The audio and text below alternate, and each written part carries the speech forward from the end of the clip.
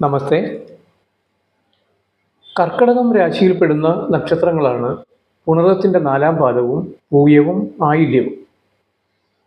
ഈ രാശിക്കാർക്ക് ശനി അവരുടെ ജന്മരാശിയുടെ 9-ലേക്ക് മാറിക്കഴിഞ്ഞു. വ്യാഴം 12-ലേക്ക് മാറുകയാണ്. രാഹു അഷ്ടമത്തിലേക്കും മാറുകയാണ്. ഈ ഗ്രഹസ്ഥിതികളൊന്നും തന്നെ ഗുണകരമായ അല്ലെങ്കിൽ അനുകൂലമായ ഫലം നൽകുന്നവയല്ല. ഏറ്റവും കൂടുതൽ ശ്രദ്ധ പുലർത്തേണ്ടവർ ഷെയർ മാർക്കറ്റുമായി ബന്ധപ്പെട്ട് പ്രവർത്തിക്കുന്നവരാണ്.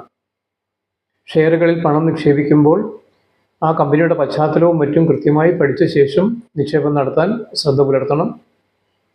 ഊഹക്കച്ചവടം നടത്തുന്നവർക്കും അതേപോലെ നല്ല സമയമല്ല, അവരും കാര്യമായിട്ടുള്ള ശ്രദ്ധ വയ്ക്കേണ്ടതായിട്ടുണ്ട്. ഈ രാശിക്കാർക്ക് ആരോഗ്യ പ്രശ്നങ്ങൾ ഉണ്ടാവാനുള്ള സാധ്യത കൂടിയ സമയമാണ്.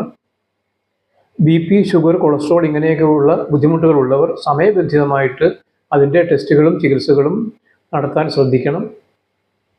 സാമ്പത്തിക നേട്ടങ്ങൾ പലതും പ്രതീക്ഷിച്ചിരുന്നത് കിട്ടാതെ വരികയോ കിട്ടിയാൽ തന്നെ അത് പ്രയോജനപ്പെടാതെ വരികയോ ചെയ്യാം. കാരണം അത് കയ്യിലെത്തുന്നതിന് മുൻപ് തന്നെ അതിനേക്കാൾ കൂടുതൽ ചിലവുകൾ നമ്മുടെ മുന്നിൽ വന്നു വരാം. സന്താനങ്ങളുമായി ബന്ധപ്പെട്ട് പണം ചിലവഴിക്കുവാനുള്ള സാധ്യതകൾ കൂടുതലാണ്. അവരുടെ വിവാഹവുമായി ബന്ധപ്പെട്ടോ അല്ലെങ്കിൽ വിദ്യാഭ്യാസവുമായി ബന്ധപ്പെട്ടോ ധാരാളം പണം ചിലവഴിക്കേണ്ട അവസ്ഥകൾ സംജാതമാകാം.